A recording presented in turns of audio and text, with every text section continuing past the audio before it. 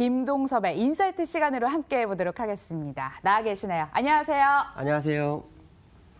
미국 증시에는 무역 협상에 대한 낙관론과 신중론이 좀 교차하는 모습입니다. 뭐 협상이 최종 단계에 왔다라는 평가에도 불구하고 어제 불확실성이 대두되면서 약세로 끝이 났는데요. 평가 어떻게 하고 계십니까? 미국 장이 어저께 이제 호재하고 악재가 상충하는 하루였어요.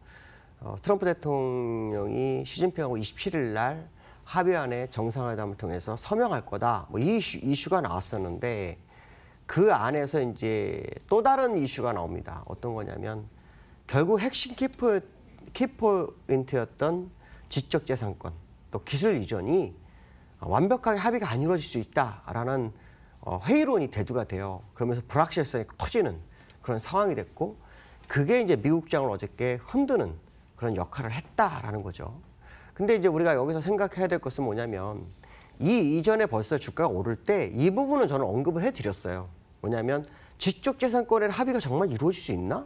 그 도대체 경제학적으로 도대체 이해가 안 된다. 뭐 제가 그런 말씀 드렸는데 결국 합의 27일 뭐 이렇게 얘기해놓고 이제 이게 수면 위로 올라오는 상황이죠. 그러니까 지금까지는 뭐 합의가 될 것 같은 분위기로 뛰었지만 이제 본질로 들어가는 그런 상황이 미국 시장에서 나오기 시작했다라는 것이 아마 키포인트 같다라고 말씀드리고 있고요. 근데 여기서 합의가 잘 이루어졌다고 했을 때 또 문제점이 있습니다. 어떤 문제점이 있냐면 우리나라 같은 경우에는 약 26조 정도 손해가 본다 합니다. 연간. 그리고 만약에 중국이 합의를 불이행했을 때 또다시 관세 문제가 불거질 수 있는 상황이 발생할 수 있죠. 그러니까 이런 부분들이 아직도 시장에서는 불확실성으로 이끌어가는 과정이 아닐까 이런 부분이고요. 또 하나는 기술적인 부분인데 제가 아마 그 얘기를 했을 거예요. 어저께도. 지금 두 번? 지금 오늘까지 하면 세 번째 말씀드리는데 이 다우 차트가 일봉을 좀 확대해 볼게요. 확대해 보시면 여기 비석형 이게 굉장히 좀 특이하다 그러죠. 왜냐하면 과거에 이 미국장은 비석이 나오면 확률적으로 열의 8번은 무조건 밑으로 갑니다. 밑으로. 그러니까 어저께 제가 제시한 게 뭐였냐면 4일에서 5일 정도 횡보 싸우는 모습이 나와야 될 거다. 이건 지난주에 제가 말씀드렸고 어제도 말씀드렸고 그 모습이 나온 후 양봉을 내서 올라서든지 아니면 음봉이 나와서 그냥 스트레이트로 빠질지 두 가지가 이슈가 될 것 같다라고 했죠. 근데 이 시장을 이끌었던 게 뭐 북미 회담 이것도 아니었고요. 결국 무역 협상과 금리 중단 이 두 가지였단 말이죠.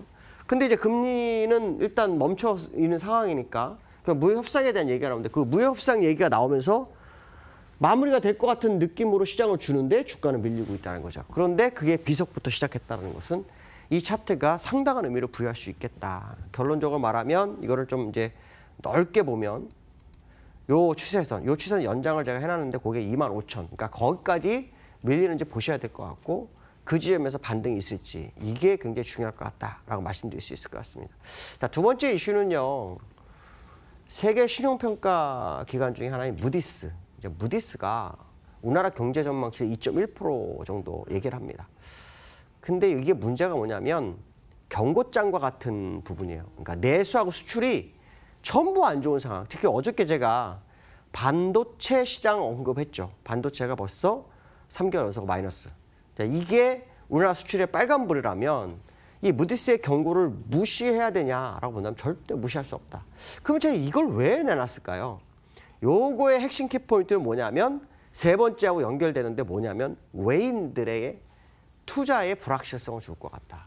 사실은 제가 이번에 조정을 줄 때 외국인들이 파는지를 봐라 하면서 제시했던 게 MSCI 중국 A주 편입 이거를 포인트로 던져드렸죠. 이제 그때부터 빠졌죠. 근데 무디스가 우리나라의 어떤 수출이나 내수에 대해서 걸고 넘어지는데 거기다 반도체가 문제가 되고 있다. 그렇다면 지금 우리나라 시장을 이끌었던 외국인들의 행보가 시장에 화두가 되지 않겠냐라는 생각을 해봐야 되겠죠. 외국인들의 모습을 제가 잠깐 봤더니 오늘 보면 외국인들이 오늘도 매도를 합니다. 600억 정도 매도를 하고 있죠. 선물도 490억은 매수를 하고 있는데 외국인들은 사다가 파는 경향이 있습니다. 그러니까 끝까지 지켜봐야 되겠죠. 재미난 것은 뭐냐면 기관마저도 매도를 조금 감행하고 있는데 프로그램 매도가 360억이 나오고 있습니다. 결국 수급의 부재가 시장에 나타나고 있는 상황이다라는 거죠. 지금의 이 무디스의 경고라든가 반도체에 대한 부분이라든가 이런 부분들 결국 외국인들이 시장 투자하는데 버거워하는 그런 재료가 될 수 있는데 거기다 MSCI까지 나오니 외국인들의 상당 기간 방향성을 잃을 수 있겠다라는 생각을 해봐야 될 것 같습니다. 자, 그 얘기는 시장의 조정이 단기적으로 끝나지 않을 수 있겠다라는 생각을 합니다. 왜냐하면 8월까지 MSCI에 대한 부분이 남아있거든요. 그렇다면 지금의 현재 기준선 수평구간, 제가 아마 어저께 선을 그어놓지는 않았네요. 보니까 기준선 수평구간 값까지는 싸움이 이루어질 거고 여기서 이제 깨지면 상당히 어려울 것 같다. 중요한 것은 뭐냐면 2236포인트 아마 제가 계속 얘기해서 왜 저 사람은 그 얘기를 했을까 했는데 2236포인트를 5일 동안 싸움하다가 결국은 못 이기고 내려왔죠. 내려오고 지금 내려오는 상황이죠. 근데 2200을 무너뜨렸는데 그 외국인이 무너뜨렸다는 거죠. 그러면 결국 우리가 두 번째 이슈하고 세 번째 이슈를 보았을 때 외국인들의 향방에 따른 시장의 방향성을 안 볼 수 없는 상황.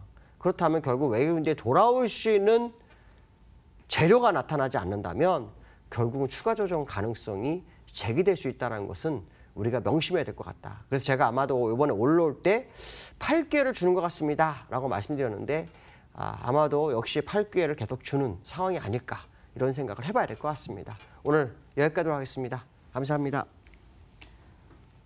그러게요. 외국인 지금 양시장에서 모두 매도하고 있습니다. 코스피는 지금 10시 40분 구간까지도 단 한 번도 상승 전환 해내지 못했고 코스닥은 방향성을 잡지 못하는 상황입니다. 오늘도 쉽지 않겠어요. 오후장까지도 힘내시고요. 끝까지 시청해주신 여러분 고맙습니다. 내일 뵙겠습니다.